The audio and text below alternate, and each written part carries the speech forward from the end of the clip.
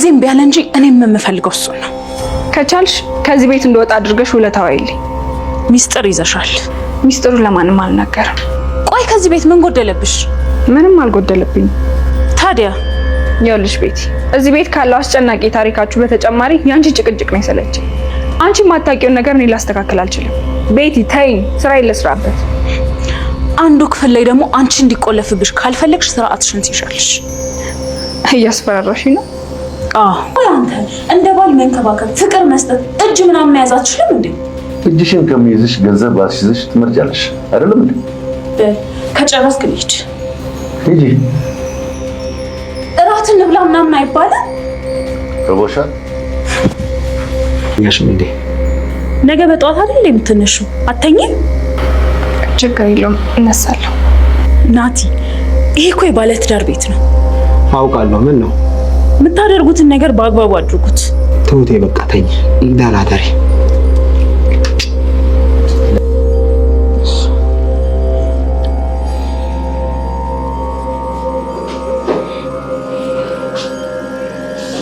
እንዴት ነው አግባብ የሚሆነው?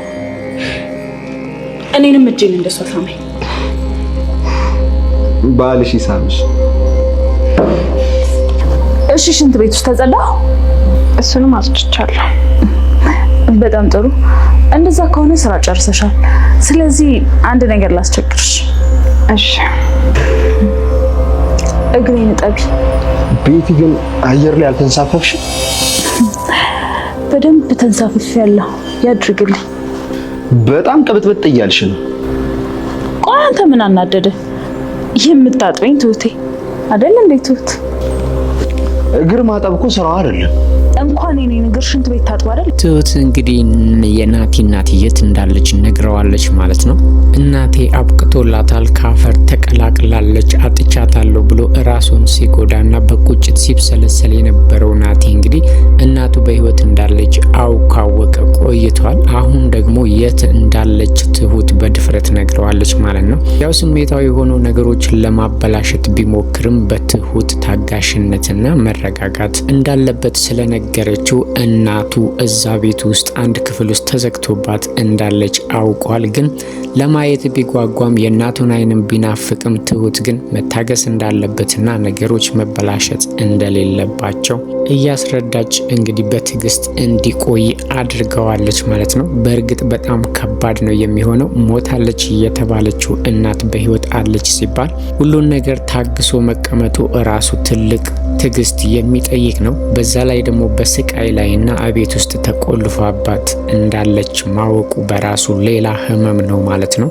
ግን ናቲ አሁን ልክ እንደሰማ በሩን ሰብሮና ወይም ደግሞ እናቴ እዚህ ነች ብሎ ቢገባ ሌላ ችግር ሊፈጥሩበትና ትሁት ላይም ትልቅ አደጋ ሊደርስ ስለሚችል ነገሮችን በእርጋታ ለማድረግ እያሰቡ ነው የሚመስሉት ማለት ነው ትሁትና ናቲ። ይሄን ብቻ ሳይሆን ናቲ አሁን ላይ ለትሁት ሌላ አስተሳሰብ ስላለው ማለትም እየወደዳትና በጣም ከሷ ጋር እየተቀራረበ ስለሆነ ፍቅርም ነገር እየጀማመረው ስለሆነ የምትለውን በሙሉ እየሰማት ነው ያለው ማለት ነው። እሷ ግን ያው ነገሮችን እንዳያበላሽባት በፍርሃትና በጭንቀት ብትወጠርም የምትለውን እየሰማ ስለሆነ አሁን ላይ ነገሮች ከመበላሸታቸው ይልቅ ቦታ ሊይዙ እየተንደረደሩ ያለ ነው የሚመስለው ማለት ነው።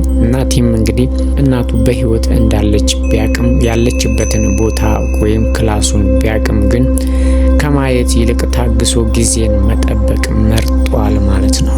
ሌላው ቤቲና ትሁት ናቸው። እንግዲህ ቤቲና ትሁት ደርቢ ሆነዋል በናቲ የተነሳ ማለት ነው። ናቲ ወደ ትሁት ትኩረቱን እየሳበና ከሷ ጋር ቁርኝቱን እያጠበቀ ስለሆነ ቤቲ ደግሞ ናቲን በጣም ትወደዋለች። ምክንያቱም አባትየውን ትታ ከሱ ጋር መሆን ትፈልጋለች ማለት ነው። እሱ ደግሞ ይሄ እንዲፈጠር በመካከላቸው ከቤቲ ጋር ምንም ነገር እንዲፈጠር አይፈልግም። አንደኛ ነገር ከአባቱ ጋር ተነካክታለች። ስለዚህ ይሄ ነገር እንዲፈጠር በፍጹም አይፈልግም። እሷ ደግሞ አባትየውን ትታ ናቲን ነው ማግባትም ከሱ ጋር ነው መሆን የምትፈልገው። ወጣትነቷንና ልጅነቷንም እያጣች እንደሆነም እየተሰማት ነው ያለው። ገዛኸኝም እሷ እንደምትፈልገው ልክ እንደ ኩዮቿና እሷ እየፈለገች እንዳለችው ፍቅር እየሰጣት አይደለም ማለት ነው። በዚህ ምክንያት እንግዲህ ትኩረቷን ወደ ናቲ ብታረግም ቤቲ ናቲ ደግሞ እንደ ሰው ሳይሆን በእለትም እንደ ባለጌ ነው የሚቆጥራት ማለት ነው። እዚህ ቤት ውስጥ ለምን እንደገባች ወይም ከአባቱ ጋር ለምን እንደሆነች ግልጽ ነው። በደንብ ነው የሚያውቀው። ሁሌም እንደነገራት ነው ማለት ነው። ለብር ብላ እዚህ እንደገባች ግልጽ ነው። አሁን ላይ ደግሞ የብር ፍላጎቷን ካረካችና ካስተካከለች በኋላ ደግሞ እንግዲህ ሌላ ፍላጎቷን ደግሞ ከናቲ ጋር መፈጸም ትፈልጋለች። እሱ ደግሞ ይሄ እንዲሆን በፍጹም አይፈቅድም።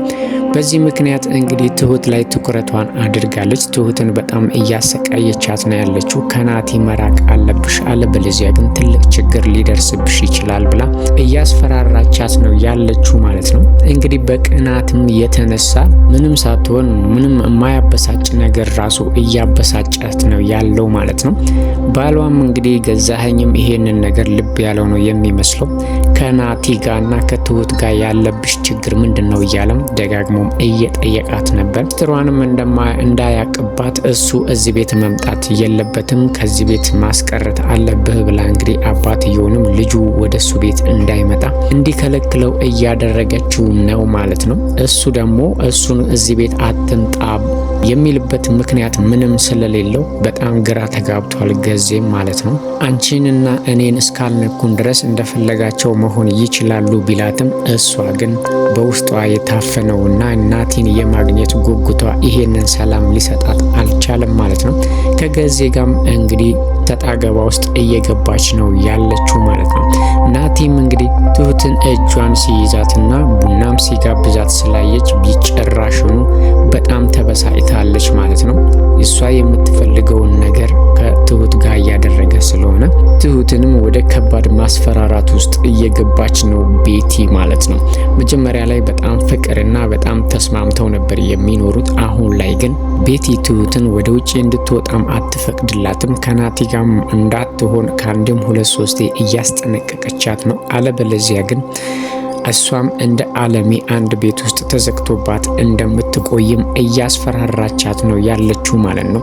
ትሁትም እንግዲህ እኔ አንድ ነገር ብቻ ነው ከናንተ የምፈልገው፣ ወይ ከዚህ ቤት አባሩኝ ወይ ደግሞ ሰላም ስጡኝ እያለቻት ነው ያለችው። ስራዋንም ትሁት በአግባቡ መስራት አልቻለችም ማለት ነው። እንግዲህ ቤቲ ናቲን ማሸነፍና የሷ ማድረግ ሲያቅታት እልኋንና ብስጭቷን ወይም ቅናቷን በሙሉ የምትወጣው ትሁት ላይ ነው ማለት ነው። ትሁትም ጉዳይሽ ከናቲ ጋር ነው፣ እሱ ጉዳይሽን ከሱ ጋር ጨርሺ፣ እኔን ግን ተይኝ ስራዬን ልስራበት ብትላትም በፍጹም ልትሰማት አልቻለችም ማለት ነው። ምክንያቱም ናቲን ማሸነፍ በፍጹም አልቻለችም ቤቲ። ለሷ በፍጹም ትኩረት ሊሰጣት ስላልቻለ እንግዲህ እልህና ቁጭቷን በጠቅላላ ትሁት ላይ ነው የምትወጣው ማለት ነው። እንግዲህ ናቲን አስቀናዋለሁ ወይም ደግሞ አበሳጨዋለሁ ብላ ያሰበችውን ነገር ሁሉ እያደረገች ነው ያለችው። ትሁትን በሱ ፊት ዝቅ ለማድረግና ለማሳነስም ሁሌም እንደጣረችና እንደሞከረች ነው።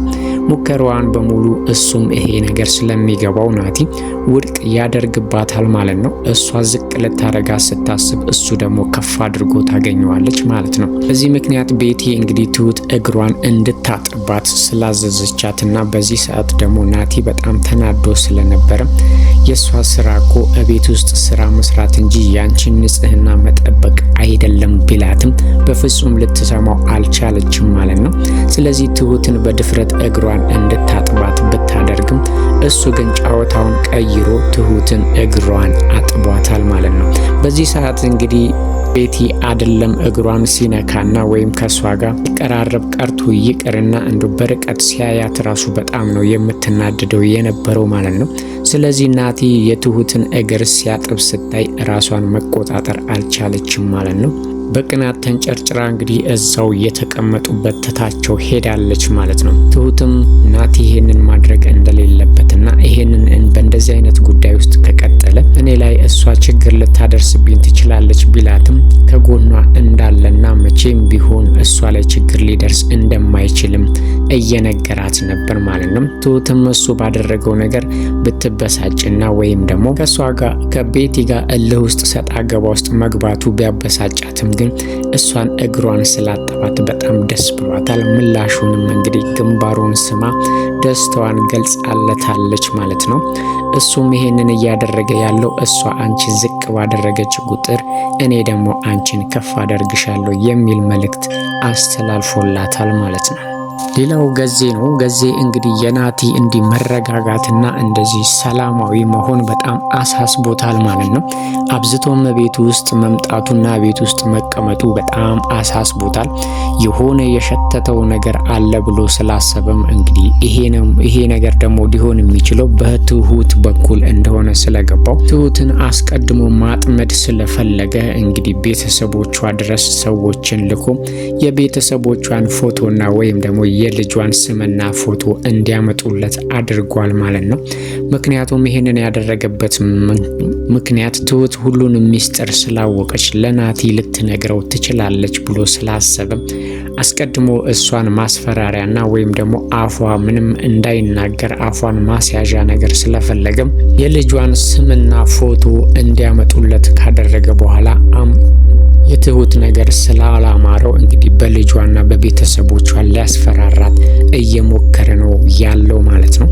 በፍጹም ያልጠበቀችውንም ነገር አሰምቷታል ማለት ነው። እሷ ሰላም ብላ አገር ሰላም ነው ብላ ስራዋን እየሰራች ባለችበት ሰዓት እንግዲህ ድንገት የምትሰራበት ቦታ ማለትም ኩሽና ውስጥ ገብቶ ልጅሽ ደህና ነች ወይ ብሏታል። የልጇን ስም ጠርቶ ማለት ነው። እንግዲህ የልጇን ስም ሲጠራ ምን ለማለት እንደፈለገና ምን ሊያደርግም እንደቻለ ለማሳየትና ከሱ ጋር መፎካከር ወይም ደግሞ የሱን ሚስጥር ለሌላ ሰው አሳልፎ መስጠት ትልቅ ችግር ውስጥ ሊጨምራት እንደሚችል ስለገባት የልጇን ስም ሲጠራባት እንግዲህ የያዘችውንም እቃ በቁሟ ለቀዋለች ማለት ነው።